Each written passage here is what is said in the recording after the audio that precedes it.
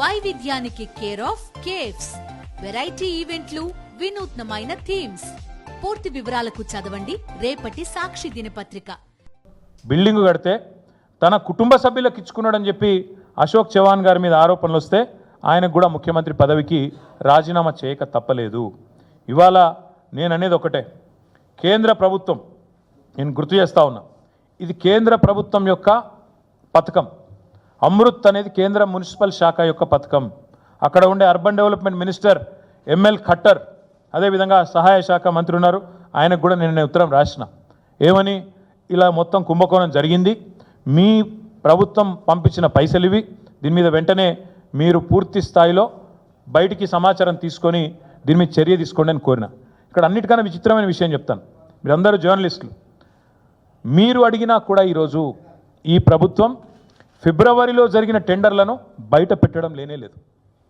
8,888 కోట్ల రూపాయల వర్కులు ఎప్పుడు పిలిచారు, ఏ పద్ధతిన పిలిచారు, ఎట్లా ఇచ్చారు అంటే చెప్పడం లేదు. ఇది కూడా ఎట్లా బయటకు వచ్చింది, ఇది ఎట్లా బయటకు వచ్చిందంటే, ఇండియన్ హ్యూమ్ పైప్ కంపెనీ ఒక పబ్లిక్ లిస్టెడ్ కంపెనీ కాబట్టి, బాంబే స్టాక్ ఎక్స్చేంజ్లో, నేషనల్ స్టాక్ ఎక్స్చేంజ్లో లిస్ట్ అయి ఉన్న కంపెనీ కాబట్టి వాళ్ళకు ఒక వర్క్ వచ్చింది. ఆ వర్క్లో 80% ముఖ్యమంత్రి గారు బావమరిదికి దారాదత్తం చేస్తున్నామని చెప్పక తప్పని పరిస్థితుల్లో వాళ్ళు బయట పెడితే లెటర్ రాస్తే ఆ లెటర్ బయటకు వచ్చింది. ఇది ఆ లెటర్ యొక్క డీటెయిల్స్. అదేవిధంగా దాని యొక్క వివరాలు, వర్క్ వివరాలు, ఎన్ని నెలల్లో కంప్లీట్ చేయాలన్న వివరాలు, వర్క్ ఎక్కడ ఏంది అన్న వివరాలు కూడా నేను మీ ముందు పెడతా ఉన్నా. నేను ఇప్పుడు కేంద్ర ప్రభుత్వాన్ని ఒకటే అడుగుతా ఉన్నా, ఈ రాష్ట్రంలో ఇక్కడ నుంచి ఒక క్యాబినెట్ మంత్రి ఉన్నాడు కిషన్ రెడ్డి గారు, ఒక సహాయ శాఖ మంత్రి ఉన్నారు బండి సంజయ్ గారు, ఈ రాష్ట్రంలో 8 మంది ఎంపీలు ఉన్నారు భారతీయ జనతా పార్టీకి. నేను వారిని ఒకటే అడుగుతా ఉన్నా, కాంగ్రెస్ బీజేపీ కుమ్మక్కు కాకపోతే కేంద్ర ప్రభుత్వానికి సంబంధించిన ఈ అమృత్ పథకంలో ఇప్పటిదాకా జరిగిన ఈ టెండర్ల మీద పూర్తి స్థాయి విచారణ కేంద్ర ప్రభుత్వం వెంటనే ఆదేశించాలి. 8,888 కోట్ల వర్కులు ఏవైతే టెండర్లు పిలిచారో వాటిని వెంటనే తక్షణమే రద్దు చేయాలి, చేసి పూర్తి స్థాయి ఎంక్వైరీ కేంద్ర ప్రభుత్వం వెంటనే పిలవాలని చెప్పి నేను డిమాండ్ చేస్తూ ఉన్నా. ఎందుకంటే ఈ ప్రభుత్వం వచ్చిన తర్వాత ఆరోపణలు చాలా వచ్చినాయి, కానీ నిర్దిష్టమైన ఆధారాలతో సహా ఈరోజు మేము బయట పెడతా ఉన్నాం.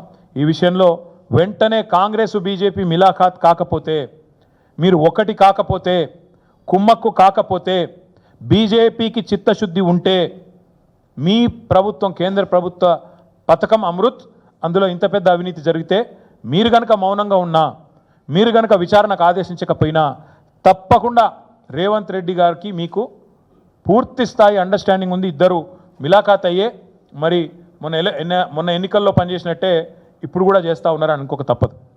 నేను ఎంఎల్ ఖట్టర్ గారు, కేంద్ర మంత్రి గారు, ఆయన అడుగుతా ఉన్నా, మీరు వెంటనే కేంద్ర ప్రభుత్వం వెంటనే మీ శాఖకు సంబంధించిన సబ్జెక్ట్ ఇది, మీరు విచారణకు ఆదేశించండి, తప్పకుండా అన్ని నిజాలు కూడా బయటకు వస్తాయి. ఫిబ్రవరి నుంచి ఇప్పటి వరకు ఒక్కటంటే ఒక జీవో కూడా ప్రభుత్వం వెబ్సైట్లో పెట్టడం లేదు. టెండర్లు ఎక్కడ పోయినాయి, ఏమైనాయి చెప్పడం లేదు. అందుకే మేము అడిగేది, ఈ అన్ని టెండర్లను 8,888 కోట్లు ముఖ్యమంత్రి బామ్మర్ది, ముఖ్యమంత్రి కుటుంబ సభ్యుల ప్రమేయంతో జరిగిన దీన్ని వెంటనే రద్దు చేయాలని చెప్పి డిమాండ్ చేస్తూ ఉన్నాం. ఈ సమాచారం మొత్తం ప్రజల ముందు పెట్టాలని చెప్పి కూడా మా పార్టీ తరఫున మేము డిమాండ్ చేస్తూ ఉన్నాం. అదే మాదిరిగా ఇవాళ ఇది కేవలం ఒక కుంభకోణం, ఇంకా ఇట్లాంటి కుంభకోణాలు చాలా ఉన్నాయి. మీకు ధారావాహికగా రేపటి నుంచి ఎల్లుండి నుంచి ఒక్కొక్కటి కొడంగల్ లిఫ్ట్ ఇరిగేషన్ ఏంది, అక్కడేం జరిగింది, ఇంకా అదేంది అది ఫోర్త్ సిటీ, 4 బ్రదర్స్ సిటీ ఏంది, 4 బ్రదర్స్ ఎట్లా అక్కడ ఏం చేస్తున్నారు, ఇవన్నీ కూడా ధారావాహికగా మీకు బ్రహ్మాండంగా అందజేస్తాం, రాష్ట్ర ప్రజలకు కూడా తెలియజేస్తాం.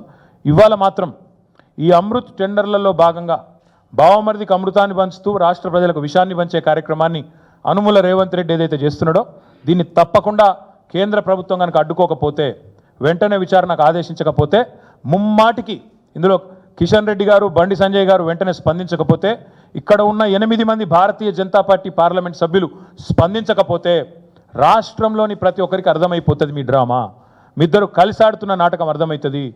మొదలు ఒక 2 రోజులు మహేష్ రెడ్డి అని ఎమ్మెల్యే, ఇక్కడ ఎల్పీ లీడర్, ఆయన మాట్లాడండి దీని మీద, మళ్ళీ పైకి వెళ్ళి ఏం ఆదేశాలు వచ్చినాయో సపరేట్గా నోరు మూసుకున్నాడు, మళ్ళీ నోరు తెరవలేదు ఇప్పటిదాకా. అంటే ఏదో జరుగుతున్నది కేంద్ర స్థాయిలో, పైన స్థాయిలో మంత్రుల స్థాయిలో ముఖ్యమంత్రి స్థాయిలో జరుగుతున్నది. కానీ ముఖ్యమంత్రి నువ్వు తప్పించుకోలేవు. చట్టం చాలా చాలా క్లియర్గా ఉంది. ఒక ముఖ్యమంత్రి తన పదవిని అడ్డం పెట్టుకొని తన కుటుంబ సభ్యులకు ఏదైనా మేలు చేస్తే, ప్రజల సొమ్మును దారాదత్తం చేస్తే తప్పించుకోలేవు అనేది 1988 మీ రాజీవ్ గాంధీ తెచ్చిన prevention of corruption act section 11, 7, 13 they are very clear. ఈ సెక్షన్ 7, 11, 13లో నువ్వు దొరికిపోయినావు, తప్పించుకోలేవు అనే మాట కూడా రేవంత్ రెడ్డికి చెప్తూ కేంద్రాన్ని మళ్ళీ డిమాండ్ చేస్తా ఉన్నాను నేను. తక్షణమే ఆదేశించండి, ఒక క్షణం కూడా ఆలస్యం చేయకండి, ఆదేశించండి. ప్రజల అనుమానాలు ఎందుకు అసలు నేను తెప్పించి చూసిన ఈ సూదిని సృజన్ రెడ్డి ఎవరు, ఆయన కంపెనీ ఏంది, వివరాలన్నీ తీసుకున్నా. పోయిన సంవత్సరం అంతకుముందు సంవత్సరం 2 కోట్ల లాభం ఉన్న కంపెనీ అది. 2 కోట్ల లాభం ఉన్న కంపెనీ 1000 కోట్ల పనులు చేస్తుందట. అదే ఐహెచ్పి లాంటి పబ్లిక్ లిస్టెడ్ కంపెనీ మాత్రం 200 కోట్ల పని చేస్తుందట. ఇది నమ్మొచ్చా? ఇది నమ్మశక్యంగా ఉందా? ఇది ముఖ్యమంత్రి ప్రమేయం లేకుండా, ముఖ్యమంత్రి ఆర్మ్ ట్విస్టింగ్ లేకుండా, ముఖ్యమంత్రి ఒత్తిడి లేకుండా, బెదిరింపు లేకుండా జరిగి